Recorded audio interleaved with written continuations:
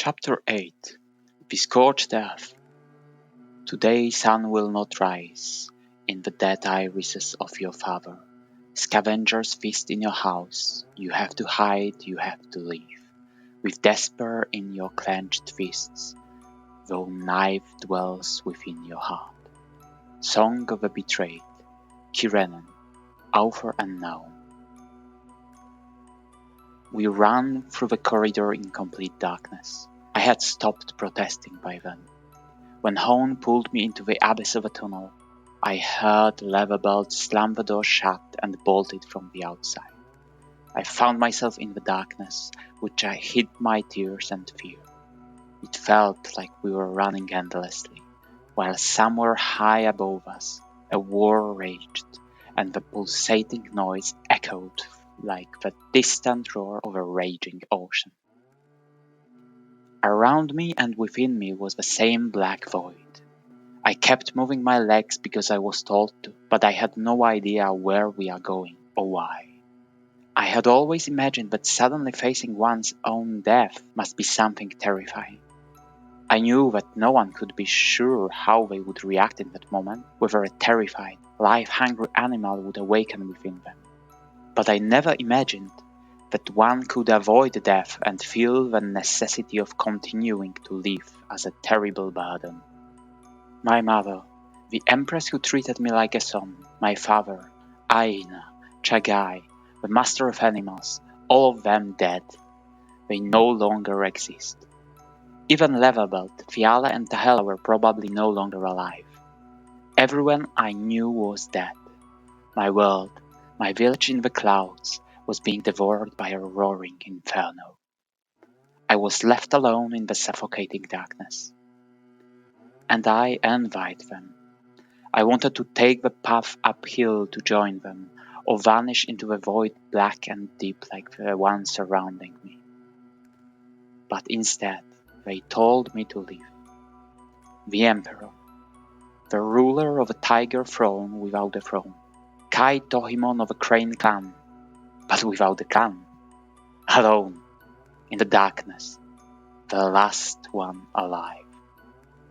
If it weren't for Hone leading me, I think I would have collapsed against the wall and laid there until I died of hunger. We ran through long corridors. When the lamps burned in them, it seemed like the journey to the city took only a moment. But now, as I traveled through them in darkness, they seemed endless. Finally, I heard the crack of a key and the soft squeak of a door. We emerged into a storeroom almost as dark as the corridor, but there was a faint glow from outside, enough to make out the shapes of barrels and packs, though it could have been that my eyes had simply adjusted to the darkness. We crept through the silence without a word. With travel baskets on our back and woven raincoats, Hone slowly pushed aside a curtain of beads when voices reached us. "What are you hiding? What do you have there, you dog?" A crash. Something was knocked over onto the floor. "Please, just don't touch my poems." A soft voice I had never heard before. Hone slipped off his basket and slowly set it on the ground. Then he took his staff and twisted the end. The staff came apart, revealing a glint of steel. Hone slid out the blade and gently rested the other half of the staff against the wall, then reached into his tunic and pulled out something that looked like a thick nail.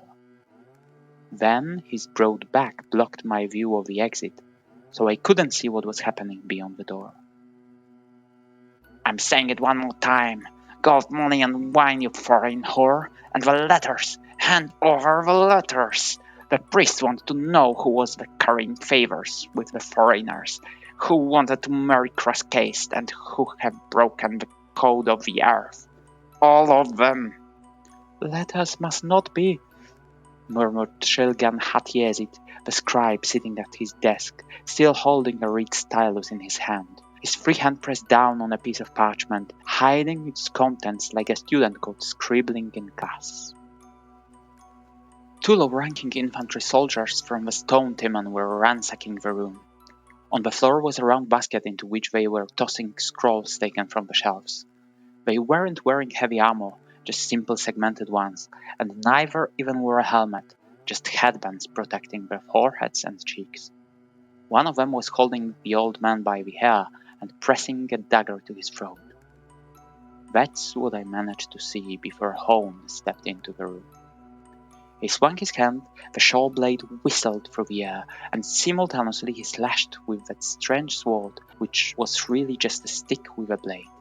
The second soldier instinctively raised his arm in defense, but Hone cut through it halfway, then tore the blade from the bone and with a sickening crunch drove it into the soldier between the iron straps of his armor. He twisted the sword and yanked it back out. The first soldier was staggering around the office, clutching his throat with his hands, blood streaming between his fingers, dripping onto the scrolls and papers scattered across the floor. "Careful with my poems," whispered the scribe. Hone carefully peeked out onto the street and looked around. "Clear," he whispered. Then he returned, grabbed one of the soldiers by the arms, and dragged him out into the street backward. He came back after a moment, grabbed the other one by the armor straps at the neck, and dragged him out as well, ignoring the fact that the man was still alive, choking on his own blood and rolling his eyes. I retrieved both our baskets and staffs from the corridor, and then squeezed into the office. "Good evening, Sitar Shilgan," I greeted the old man, who, as usual, pretended not to see me, only picking up a clean sheet of parchment from the floor, now speckled with drops of blood, and dipped his reed into the ink. I couldn't shake the feeling that I desperately needed to wake up. "We have a chance only as long as it's night," Hone announced, peering over his shoulder from the doorway. "Come on, Arjuk." I handed him his basket, staff, and the hat that had fallen from his head. We stepped into the night, the first cool night in months. The rain still poured heavily, but it was no longer that terrifying downpour. Murky streams of water flowed through the gutters, and it was almost bright from the orange glow over the flat rooftops in the direction of a palace. "We need to get to the river," Hone whispered. "To the very end of the merchant district, past the port." I nodded indifferently. We sulked along the walls. Sometimes we heard the rumble of wheels, sometimes the clatter of horses' hoofs on the wet cobblestones. We would then hide, finding the darkest corners under arcs, in alleyways or behind piles of trash. Several times a few soldiers with pikes in hand ran down the alley, and we would wait until the clinking of their armor and the thud of their nail-studded sandals on the cobblestones faded away. We made our way through the empty, deserted city, illuminated only by the dim glow that looked like if dawn was to come soon, though it was not dawn. One needs to navigate across the city like that in a completely different way. You never know what you might encounter around the corner. Hone would peer around the corner of each building, survey the area, and signal to me to run to the next cover and crouch down. A vegetable cart overturned against the wall, a few barrels, the arcs of an arcade. Only after I had run the distance and hidden when he would catch up onto me, searching for the next hidden spot. The deserted city looked alien at night, and I had long since lost any sense of where we are. But Hone knew the way and led me confidently, avoiding the areas around the temples and empty squares. We passed through courtyards, gates, and alleyways. He never stopped, as if he had traversed this path by night hundreds of times. We saw one such square from a distance. It was full of soldiers in the red armor of the Flaming Demon, pyramids of spears leaning against each other, wide, black-painted helmets with the numbers of the binhomes, worn over protective headbands encircling their foreheads and cheeks. They were driving terrified people out of the homes and separating them in the square. I saw them tearing wives from husbands, herding children into a separate huddled group. Nearby stood 3 tall priests of the prophetess, in red cloaks and silver masks reflecting the firelight.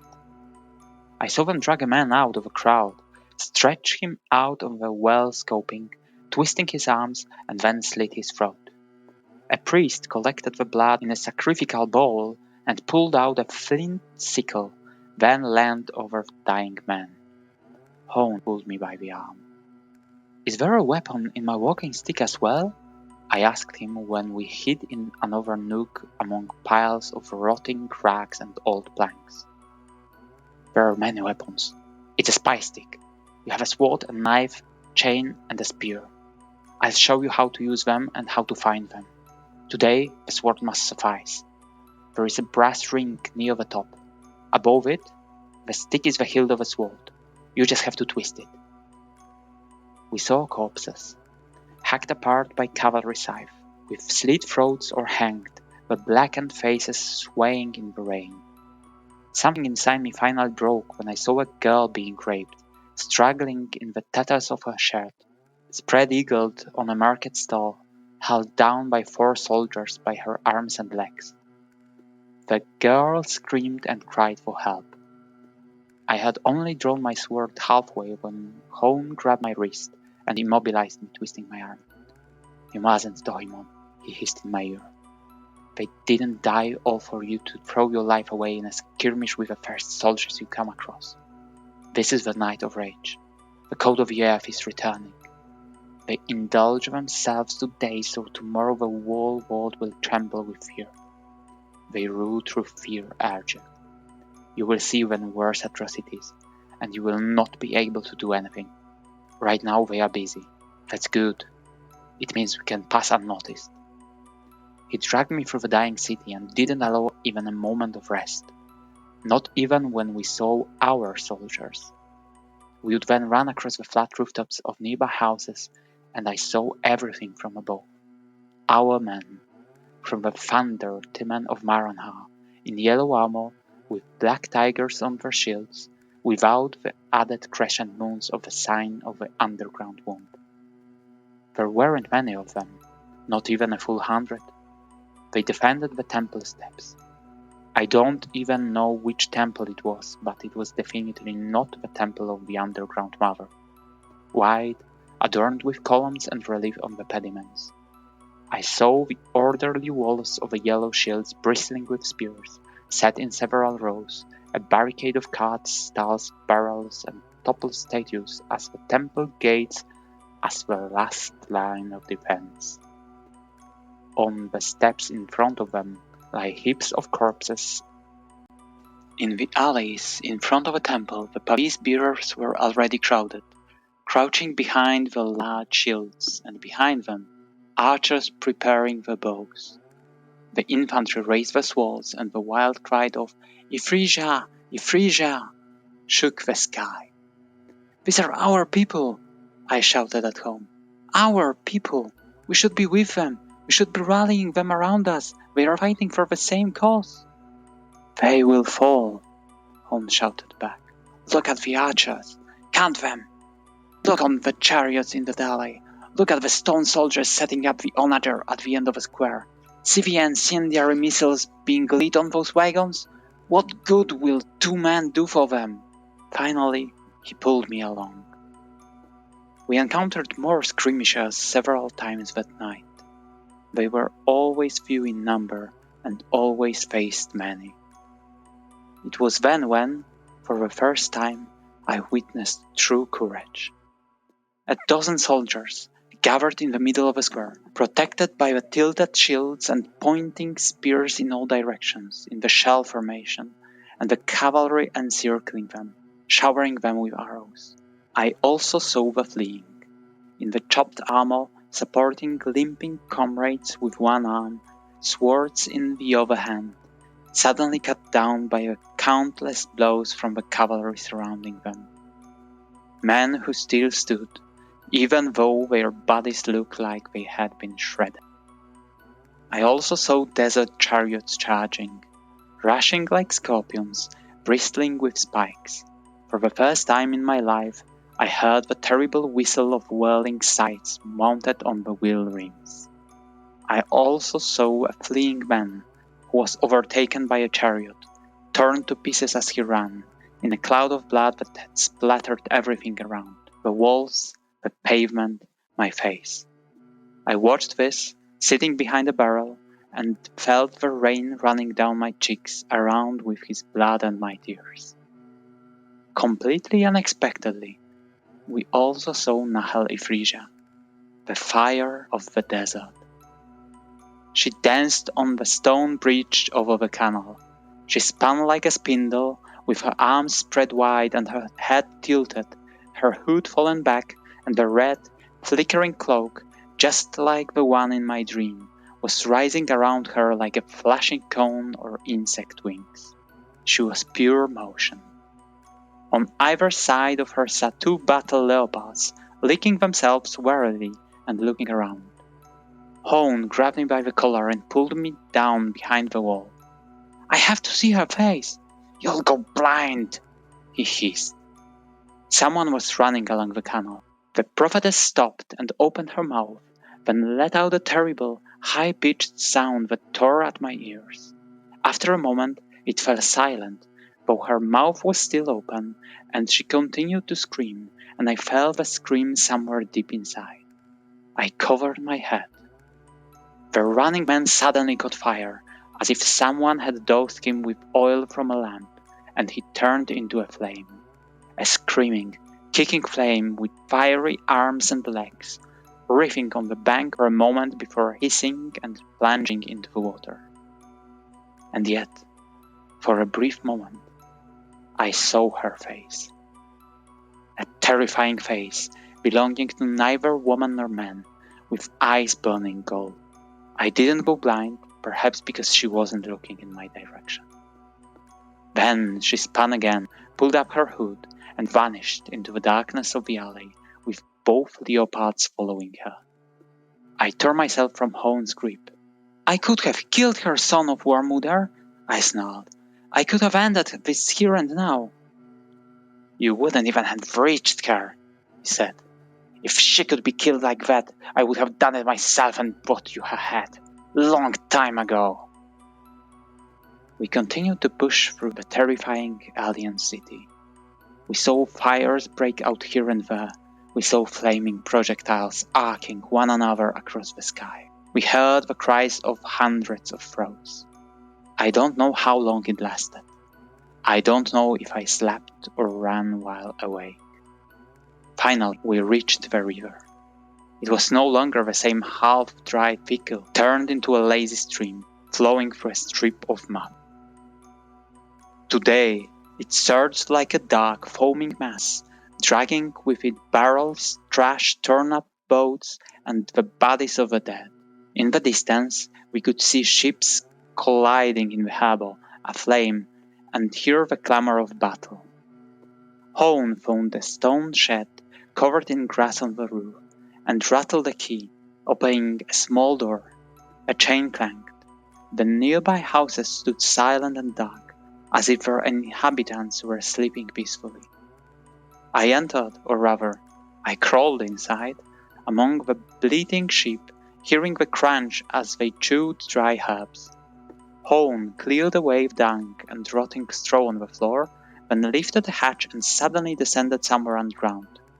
I crawled after him, dragging both baskets, catching on everything with my stick, rustling my cloak and losing my hat every other moment.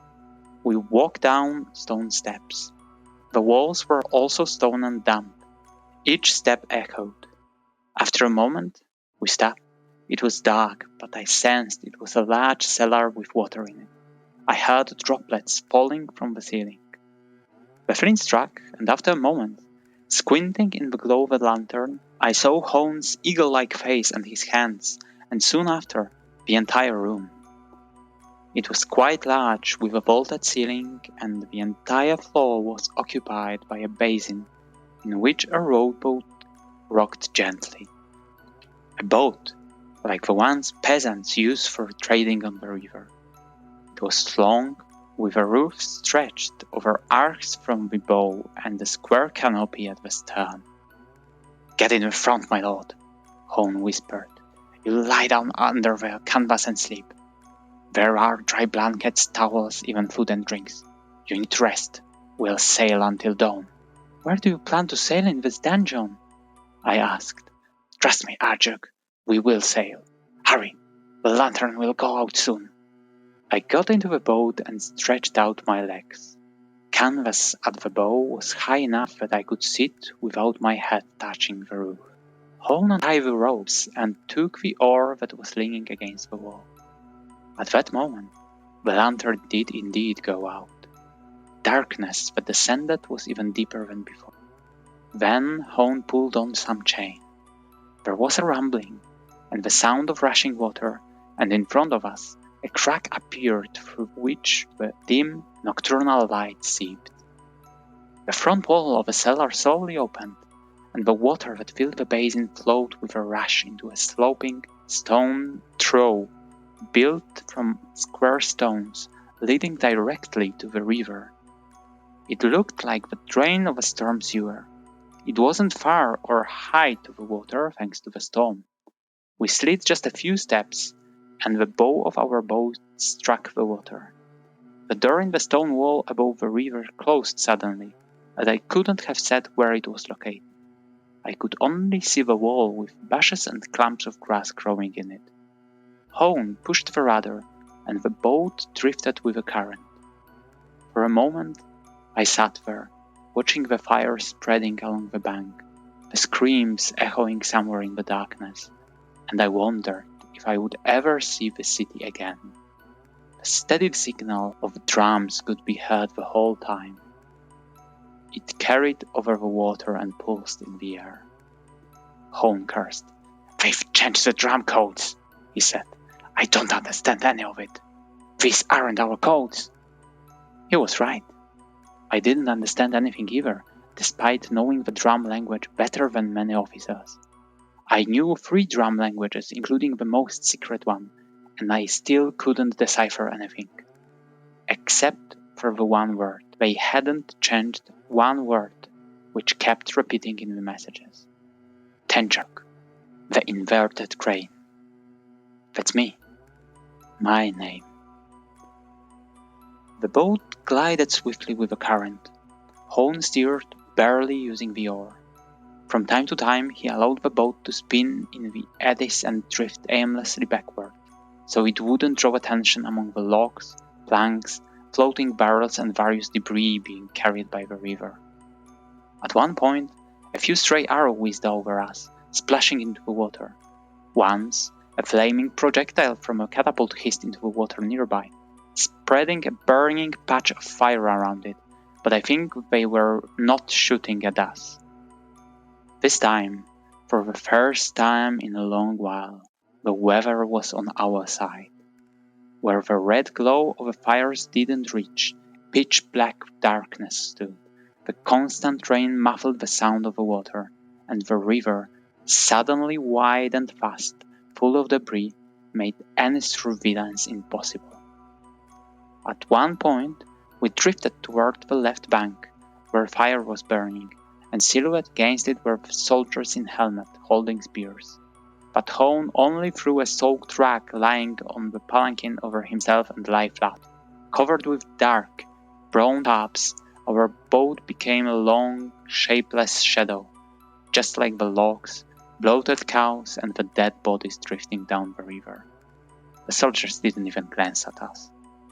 After a while, I stopped looking out from under the canopy. I lay down at the bottom, resting my head on a rolled-up blanket and tried to sleep, but I couldn't. I felt that the most important thing was not to think about anything that wasn't the present, just as Hone did. At least that's how he seemed. When we encountered the patrol, only think about how to avoid it, hide or kill the soldiers, and what to do with the bodies afterwards.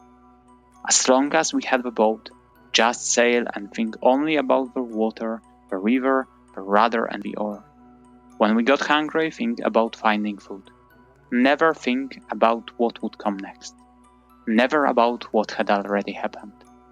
None of that exists. Only the now exists. I am not the emperor, the ruler of the world, an orphan, or a fugitive pursued by hordes of maddened soldiers. I am the one sailing down the river. And later, maybe one walking through the forest, nothing more. Hone had also lost his entire world. He too had friends, family. He was a Kiranan like me, but he seemed to care only about how to navigate through the city, how to find the boat, and now how to slip unnoticed down the river and out of the combat zone. He wasn't thinking about anything else. We drifted westward with the current. I knew that villages, buildings, and farms stretched for miles on both sides of the river beyond the city. But the current was swift, and I hoped we could reach some uninhabited areas by dawn. I didn't know where we were, nor how far it is until dawn. I felt as if I were sitting on a basket full of furious animals. I knew that one careless move would cause the basket lid to fall off, and the entire nightmare would be unleashed. Now my head was such a basket. It sat somewhere in my mind, and the animals writhed, thrashed, and pushed against the lid. Don't think. Don't let in the full horror of what had happened. Don't grasp it with your mind. Don't think about anyone dear to you. Let them still live in my mind. Let the palace still stand in my memory. Let the birds walk on the grass. Let my girls sit on the terrace with cinders in the hand. Let the tea still brew in the twisted brass teapots. Somewhere in my memory. Somewhere in my mind. There is only this or the murky, splashing water filled with debris and a woven canopy over my head.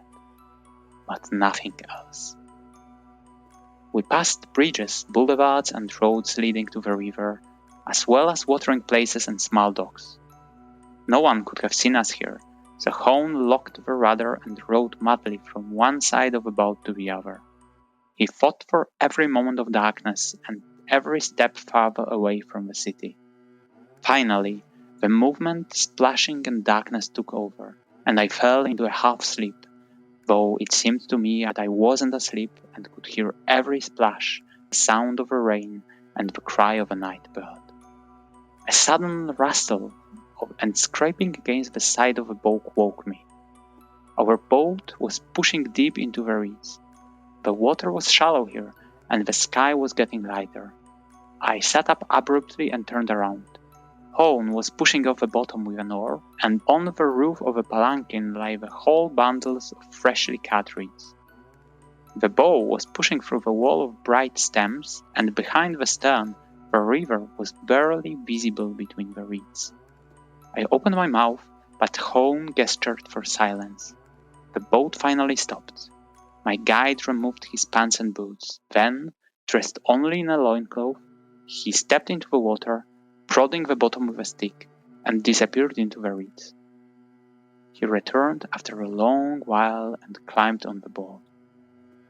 "I had to check if anyone was here," he said. "The sun is rising. We'll wait here through the day. When the night falls, we'll move on. The farther we can reach using the boat, the better for us." He sat down and wiped his legs. "There are things you need to memorize. Your name is Arjuk Hathermal, just as your trips to the city, and I am still called Tenzin Birtalai, your uncle. We are both impoverished cinders from a small town. We've never used these names, so they are safe. We are both from Kamisar, at the foot of a Kamir mountain. You have just completed your studies with the scribe Shilgan Hatiezi, which will allow you to pass the exams for a low-ranking official. However, your ambition is to serve as a scribe and official of the Red Tower and the Temple of the Underground Mother, because true Amidrash traditions are most important to you. I took you from the city because your father is ill, and we are returning to Kamisa, as best as we can. The revolution caught us in the city." "What is my father's name?" I asked, trying my hardest not to think about my real father. "Utsir Hatarmal. Your mother's name was Ufia Kedirsim, but she's no longer alive. She died when you were a child. You also have a brother and a sister. Here is a letter that your father supposedly wrote to you. In it, under various pretexts, the names of all your family members are listed. You must learn it so well that you remember it even in your sleep. There are many other things you must remember. From now on, I will no longer speak to you as I should. I will not call you a noble prince, Tohimon, emperor. There are more important things right now than the culture and politeness. Know that although I may sometimes scold you, mock you, or even mistreat you, I am your subject and see only the emperor in you. If you regain the throne, or if we find ourselves in the same place, you can order me to pay with my life for all the insolence I may commit. But we must be smarter than our enemies. That is why we will not speak a word in Kiranese. We will not maintain civilized customs such as bathing, resting after breakfast, contemplating the beauty of nature, or reading. We will not pray to the Creator or thank Him, even when we see the most beautiful sights and places in the world. We are Amitraji from Amitrash, and we consider all these things to be foreign weaknesses and customs that we do not understand. The true beauty we appreciate are the steppe, galloping on horseback, and the victory of the underground mother, which will eliminate all differences and make everything one. Everything that does not exist in the code of the earth we consider unnecessary and evil. That is why we will not bat an eyelid where we see temples being looted, books being burned, or statues being smashed. We will not pay attention when people are deprived of their freedom and humanity before us. We won't even understand what that is. For us, freedom is the obedience to the Archmother, and honor is a zeal in fulfilling the duties. Remember that. Remember it all the time.